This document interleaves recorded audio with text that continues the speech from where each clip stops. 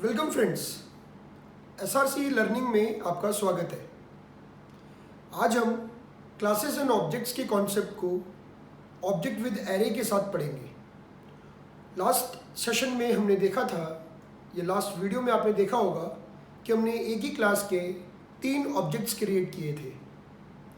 3 object create करो या 10 object create करो, अगर ये नंबर ऑफ ऑब्जेक्ट्स का सिलसिला बढ़ता है, यानी कि अगर आपको बोला जाता है कि अगर मैं ऐसा कहूँ कि एक ऑब्जेक्ट एक रिकॉर्ड कंटेन कर रहा है, तो 2 ऑब्जेक्ट्स अगर आप डिक्लेयर करते हो तो इसका मतलब हो गया कि 2 रिकॉर्ड आपने मेंटेन किए या स्टोर किए।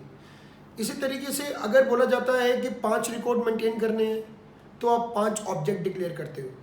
लेकिन अगर बोला जाता है 50 रिकॉर्ड्स मेंटेन करने हैं, 100 रिकॉर्ड्स मेंटेन करने हैं, 500 रिकॉर्ड्स मेंटेन करने हैं, 1000 रिकॉर्ड्स मेंटेन करने हैं, उस केस में आप इतने ऑब्जेक्ट्स थोड़ी डिक्लेयर करोगे। तो हमारे पास टूल है एरेज का। एरे का उपयोग ही इसलिए होता है। तो ऑब्जेक्ट को अगर हम एरे के साथ मर्ज करते हैं तो वो कहलाता है ऑब्जेक्ट विद एरे। और उसमें हमें ये सहूलियत है कि हम जितने रिक्वायरमेंट है उसके हिसाब से एक ऑब्जेक्ट विद एरे का साइज डिक्लेयर करके उतने रिकॉर्ड्स हम एक बारी में एक ही ऑब्जेक्ट के अंदर मेंटेन कर सकते हैं, बजाय इसके कि सबके लिए अलग अलग ऑब्जेक्ट डिक्लेयर किए जाए। चलिए समझते हैं। लास्ट वीडियो में जो एग्जांपल था हमारा स्टूडेंट क्लास वाला, वही एग्जांपल ले लिया है हमने। 2 फंक्शन है, gate data and show data, और वही रोल नंबर और मार्क्स हमारे 2 वेरिएबल है। तो हम देखते हैं कि किस तरीके से हम ऑब्जेक्ट विद एरे करते हैं।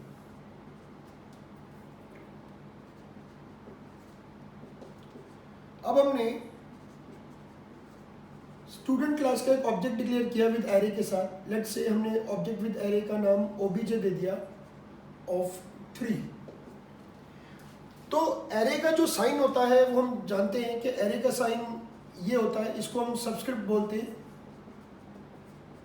सबस्क्रिप्ट। और बेसिकली ये 3 का जो हमने डिक्लेयर किया है, ये मैंने एक एग्जांपल के लिए लिया है। आप इसको 5, 10, 15, 20 जैसे रिक्वायरमेंट है उसके अकॉर्डिंगली आप इसको साइज को आप ले सकते हैं। ओबीजे ऑफ 3 का मतलब क्या हुआ, समझते हैं। ओबीजे ऑफ 3 का मतलब क्या हुआ। ओबीजे ऑफ 3 का मतलब हो गया कि 3 ब्लॉक हो गए, ये 0, ये 1, ये 2, ये पूरा ओबीजे को एलोकेट हुआ।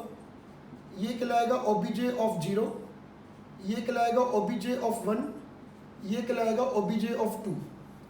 और इन सभी के अंदर मुझे रोल नंबर और मार्क्स, यानी कि 2 वेरिएबल है। अगर 4 होते हैं, 3 होते हैं या 10 होते तो उसके अकॉर्डिंग इंटरनली पार्टीशन होता है इनका। तो एक ओबीजे 0 जो है मेरे पास, उसके 2 पार्टीशन है, एक रोल के लिए और दूसरा मार्क्स के लिए। इसमें भी एक रोल के लिए, दूसरा मार्क्स के लिए। इसमें भी एक रोल के लिए, दूसरा मार्क्स के लिए। ये पूरा रोल और मार्क्स जगह नहीं है, तो मैं केवल आर और एम से डिनोट कर रहा हूँ।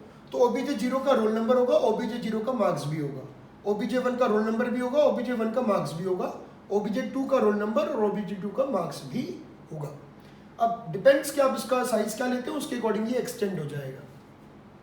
3 की जगह 5 भी हो सकता है, 10 भी हो सकता है। ये 2 वेरिएबल की जगह हमारे 3 वेरिएबल, 4 वेरिएबल भी हो सकते हैं। तो उसके अकॉर्डिंग एक ऑब्जेक्ट 0 का साइज बढ़ जाएगा, यानी कि ये कुल जो जगह लेगा, हर एक 4 बाइट्स इक्वली लेंगे। 4 यानी कि 12 बाइट्स हमारे ऑब्जेक्ट को टोटल एलोकेट होंगे, ठीक है ना। 4 बाइट्स इक्वल। अगर इसमें हम मेंबर डेटा की वैल्यू बढ़ाते हैं, कोई और मेंबर डेटा भी लेते हैं, तो उसके अकॉर्डिंगली फिर इसका साइज ऑब्जेक्ट 0 का, ऑब्जेक्ट 1 का, ऑब्जेक्ट 2 का, यानी कि प्रत्येक ऑब्जेक्ट के इंडेक्स वैल्यू जो है 0, 1, 2, हमारा एरे 0 से शुरू होता है, तो उसके हिसाब से उसका साइज भी इंक्रीज हो जाएगा। तो इनपुट कैसे करेंगे, देखिए। सबसे पहले हमने मैसेज दिया, एंटर 3 रिकॉर्ड्स फॉर स्टूडेंट्स,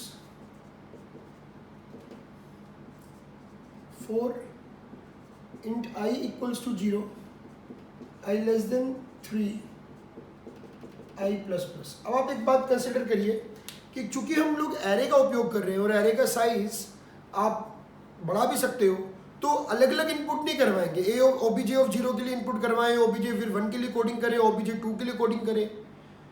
चलो 3 का एरे है तो हम कर भी दें, लेकिन अगर 10 का है, 20 का है, 50 का है, 100 का है, 500 का है, 1000 का है, तो सबके लिए अलग अलग कोडिंग थोड़ी करेंगे। तो हम लोग लूप का भी उपयोग कर सकते हैं। लूप के अंदर हम केवल सिंगल लाइन ऑफ स्टेटमेंट लिखेंगे और वो उतनी बारी इनपुट होगा जितनी बारी हमारा लूप चलेगा। अब एक आप लोगों को बात समझ लेनी और बहुत ज़रूरी है कि जब C++ में मैंने आपको बताया हुआ है ऑलरेडी कि हम वेरिएबल कहीं भी डिक्लेयर कर सकते हैं, इवन हम जो वेरिएबल फॉर लूप के अंदर भी डिक्लेयर कर सकते हैं। तो देखो मैंने यहाँ पर क्या लिखा है, for int i equals to 0। मतलब जरूरी नहीं है कि आप i को ऊपर डिक्लेयर करें, इवन आप फॉर लूप के अंदर भी डिक्लेयर कर सकते हो। इसको आगे आप कैसे भी यूज़ कर लो, यहाँ डिक्लेयर हो गया तो ये भी अलाउड है यहाँ पर, ठीक है। अब हमने यहाँ पर क्या किया, obj of i dot gate data. अब आप इस बात को समझ सकते हैं कि क्योंकि हमारे एरे हम जानते हैं कहाँ से शुरू होते हैं, एरे ऑलवेज स्टार्ट्स विद 0 और कहाँ तक जाते हैं, जो हमारी लिमिट है उससे कम तक जाते हैं। तो 0 से लेके लेस देन 3 तक, यानी कि 2 तक जाएगा क्योंकि 3 का एरे है। अगर 5 का एरे होता तो हम 0 से लेके लेस देन 5 या लेस देन इक्वल्स टू 4 करते। तो पहले obj 0 के लिए गेट डेटा कॉल होगा। तो obj 0 में रोल, obj 0 मार्क्स, मान लीजिए हमने यहाँ पे डाला 10 और यहाँ पे डाला 85। फिर i की वैल्यू ऊपर जाएगी 1 हो जाएगी, फिर obj 1 डॉट गेट डेटा। अब second time same function call होगा सेकंड ऑब्जेक्ट के लिए, obj 1 के लिए। ये एक ही ऑब्जेक्ट नहीं है, मतलब ये पूरा का पूरा ये अलग अलग ऑब्जेक्ट्स इंटरनली ट्रीट किए जाएंगे। obj 0 अलग है obj 1 से, हालांकि ये दोनों या ये तीनों obj के नाम से ही संबोधित किए जा रहे हैं, लेकिन इनकी इंडेक्स वैल्यू अलग होने से इनका डिफरेंशिएशन आ जाता है कि obj 0 अलग है obj 1 से, obj 1 अलग है obj 2 से, obj 2 अलग होगा obj 3 एंड सो ऑन, ठीक है। तो obj 1 के लिए अब इनपुट हुआ मान लीजिए 1197, फिर i की वैल्यू 2 हो गई, पहले i की वैल्यू 0 के लिए कॉल हुआ, फिर 1 के लिए कॉल हुआ, फिर 2 के लिए हुआ। obj 2 के लिए रोल नंबर मान लीजिए हमने डाला 12 और मार्क्स डाले मान लीजिए 93, ठीक है। इसके बाद 3 पे लूप ब्रेक हो जाएगा। अब हम प्रिंट करना चाहते हैं रिकॉर्ड्स आर, तो i इक्वल टू 0 पुनः लगाएंगे, i less than 3, i plus plus. अब प्रिंट करने के लिए हमारे पास फंक्शन ऑलरेडी बनाया हुआ शो डाटा, तो obj i of dot show data. Function के नेम के बीच में स्पेस नहीं आना चाहिए। स्पेस कई स्टूडेंट्स डाल देते हैं लिखते हुए, स्पेस नहीं आएगा, एरर आ जाएगी वरना, ठीक है। फिर आप बोलोगे प्रोग्राम रन नहीं हो रहा, तो इसलिए शो डाटा के बीच में, गेट डाटा के बीच में स्पेस नहीं है, ठीक है। अच्छा, अब यहाँ पे हमने क्या किया, obj 0 डॉट शो डाटा करेंगे, तो obj 0 में जो रोल नंबर था आपका 10 वो प्रिंट हो जाएगा, और obj 0 में जो मार्क्स था 85 वो प्रिंट हो जाएगा। फिर वापस आएंगे फंक्शन कॉल के बाद, दोबारा जाएंगे वापस, तो अब i की वैल्यू 1 हो जाएगी। अब obj 1 डॉट शो डाटा करेगा, obj 1 के लिए कॉल हुआ, obj 1 डॉट रोल की वैल्यू कितनी इनपुट की थी हमने ऊपर 11, तो 11 डिस्प्ले हो जाएगी और यहाँ पे 97 प्रिंट हो जाएगा। फिर ये वापस ऊपर चला जाएगा। अब obj 2 के लिए कॉल होगा, obj 2 का रोल नंबर था 12 और मार्क्स था 93, वो एक एक करके प्रिंट हो जाएगा, फिर वापस आ जाएंगे, ठीक है। गेट ch और प्रोग्राम एंड। तो इस तरीके से हम एक पूरा प्रॉपर फॉर्मेट में प्रोग्राम बना सकते हैं, ठीक है।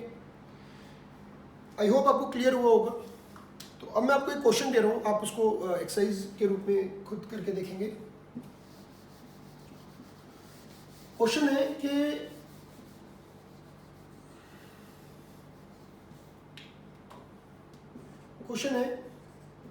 Input 5 records of students and print them in tabular format। कैसे? जैसे आपने 5 स्टूडेंट्स के मार्क्स और रोल नंबर इनपुट किए, आप इसको बढ़ा के नेम वगैरह भी ले सकते हो, मैं अभी केवल आपके लिए सिंपली कर रहा हूँ, रोल नंबर और मार्क्स कर रहा हूँ।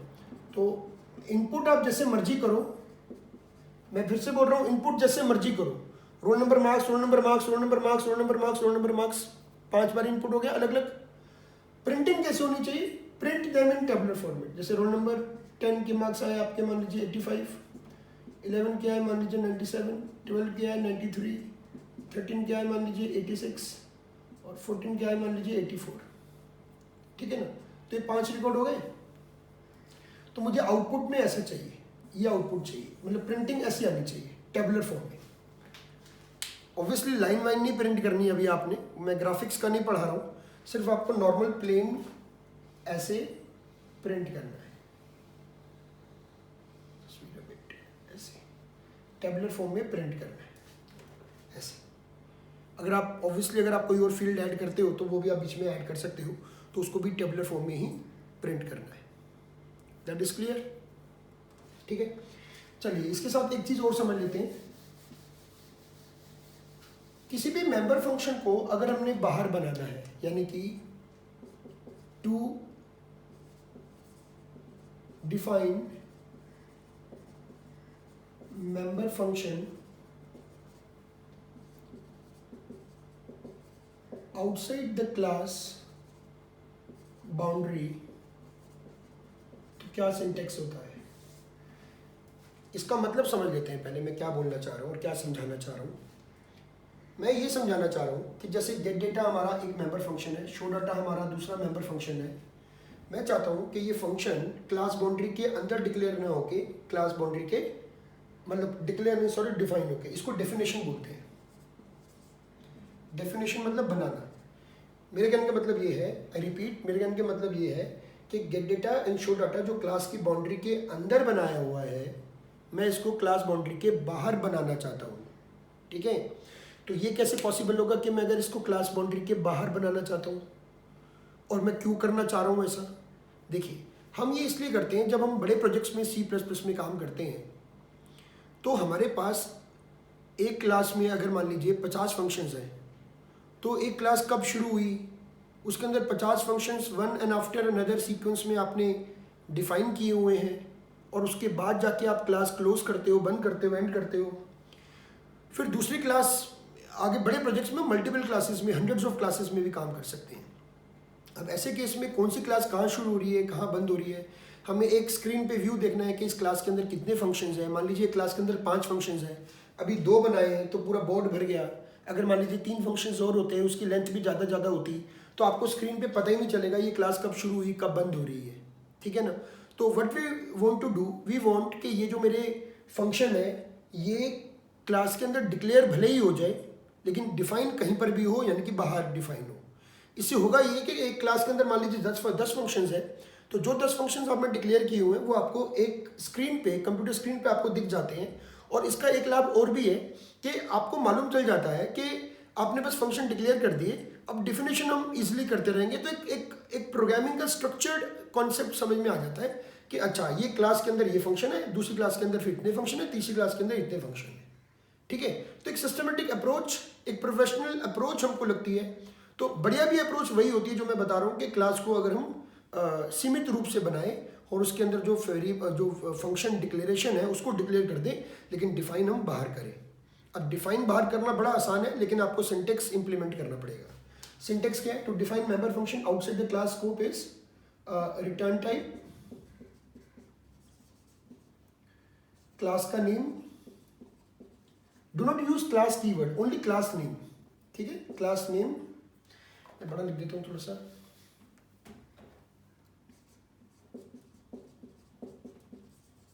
रिटर्न टाइप, क्लास का नेम, डबल कॉलन, और मेंबर फंक्शन अगर उनके अंदर कोई आर्ग्यूमेंट्स है तो, नहीं तो कोई बात नहीं, इफ एनी लिखा है, इफ एनी अगर कोई है तो, जरूरी नहीं है कि आर्ग्यूमेंट्स हो। अभी तक हमने जितने फंक्शन बनाए उसमें आर्ग्यूमेंट्स फिलहाल नहीं है। ठीक है, तो this is the syntax you have to follow if you define a function outside the class boundary. Now what is double colon? Double colon is known as scope resolution operator. What is it? क्या करता है ये?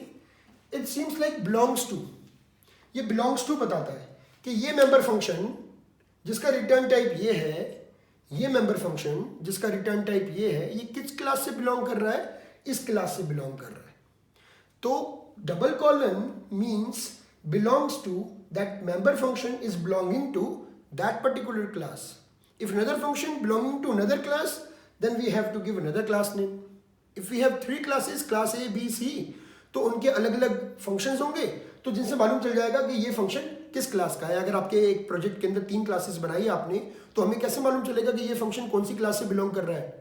तो उसके लिए ये double colon लगाते हैं। दैट इज डबल कॉलन नहीं बोलते यहाँ पे, इसको बोलते हैं स्कोप रेजोल्यूशन ऑपरेटर, जो स्कोप को रेजोल्यूट करे, यानी कि इसका स्कोप बताए, इसका क्षेत्रफल बताए, इसका बिलोंगिंगनेस बताए कि ये किससे बिलोंग करता है, इसका स्कोप क्या है, किस दायरे के अंदर आता है, ये इस क्लास के दायरे में आता है। मान लीजिए ए के अंदर फंक्शन है एक एक्स वाई जेड एक्स नाम से, तो एक्स ए के अंदर आता है। बी के अंदर फंक्शन है मान लीजिए वाई नाम से, तो वाई बी के अंदर आता है। तो वो उसका स्कोप और दायरा बता रहा है कि ये एक्स नाम का जो फंक्शन है वो ए के दायरे में आता है और बी के दायरे में वाई आता है, इस तरीके से, ठीक है ना।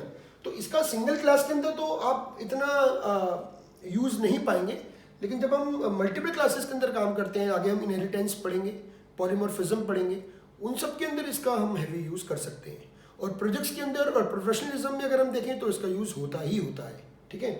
तो अगर मेरे को इस क्लास को बाहर बनाना है तो क्या होगा, तो मैं अंदर इसको डिक्लेयर कर दूंगा। एक बात आप समझ लीजिए कि कॉलिंग में कोई डिफरेंस नहीं है, ठीक है।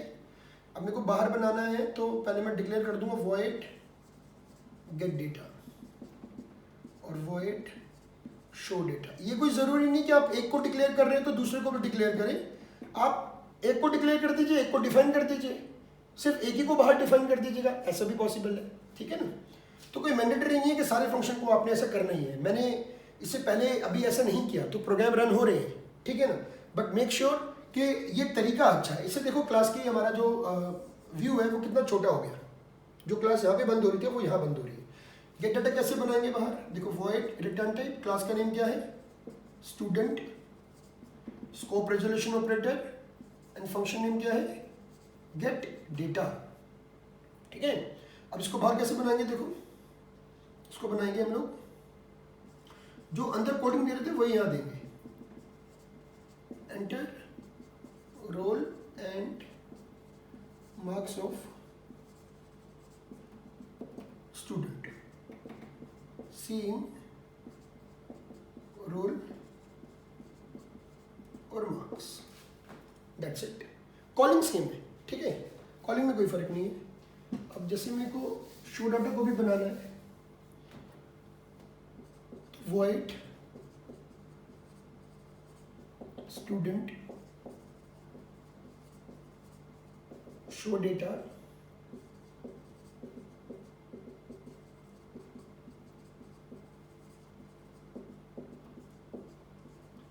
role handle for the new line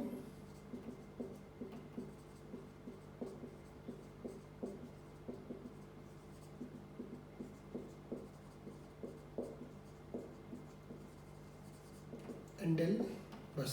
class तो आप पहले ही बंद कर चुके हैं। अब जब कॉलिंग की बारी आएगी, मैं एक सिंगल ऑब्जेक्ट के साथ बता रहा हूँ, आप इसको एरे के साथ भी, मल्टीपल ऑब्जेक्ट जो हमने टॉपिक किए हैं उसके साथ भी कॉल करवा सकते हैं, सेम। कॉलिंग में कोई फर्क नहीं है। स्टूडेंट क्लास का मान लीजिए हमने एक ऑब्जेक्ट बनाया ओबीजे, और अब हमने यहाँ पे ओबीजे डॉट गेट डेटा किया है और ओबीजे डॉट शो डेटा किया है। गेट डाटा पहले यहाँ जाएगा, यहाँ से गेट डाटा यहाँ जाएगा, शो डाटा फिर यहाँ से यहीं चला जाएगा। गेट डाटा मतलब यहाँ जाएगा, शो डाटा भी यहाँ जाएगा, जहाँ डेफिनेशन है वहाँ जाएगा, मतलब, ठीक है। ओबीजे डॉट गेट डाटा की डेफिनेशन यहाँ पर है तो यहीं जाएगा, शो डाटा की डेफिनेशन यहाँ पर है तो गेट डाटा की डेफिनेशन कहाँ है, सॉरी गलती से बता दिया मैंने। गेट डाटा की डेफिनेशन यहाँ पर है तो यहाँ जाएगा, और शो डाटा की डेफिनेशन चूंकि यहाँ पर है तो यहाँ जाएगा, ठीक है। तो आप देख रहे हैं सिर्फ बनाने का फेरबदल है कि अंदर डिफाइन कर रहे हो कि बाहर डिफाइन कर रहे हो। बाहर डिफाइन कर रहे हो तो आपको सिंटेक्स मालूम चल गया है और उसका पर्पस भी बता दिया है। बढ़िया अप्रोच यही वाली है, ठीक है। क्लासेस एंड ऑब्जेक्ट की सीरीज अभी हमारी और भी चलेगी, आगे और भी टॉपिक्स हैं इसके अंदर, उनको भी कवर करेंगे, ठीक है। मैं सी एंड C++ डेटा स्ट्रक्चर्स की सीरीज इस तरीके से डालता रह रहा हूँ, आप लोगों को बहुत मदद मिलेगी। और आपके जैसे और भी जो स्टूडेंट्स हैं बीटेक के, रेगुलर CS ब्रांच के, IT ब्रांच के, या MCA जो बच्चे कर रहे हैं अंडरगोइंग रेगुलर और डिस्टेंस लर्निंग के, उन सब के लिए ये लेक्चर्स बहुत इंपॉर्टेंट है और बहुत नॉलेजेबल है। आप इसको सब्सक्राइब करिए और इसको शेयर भी करिएगा।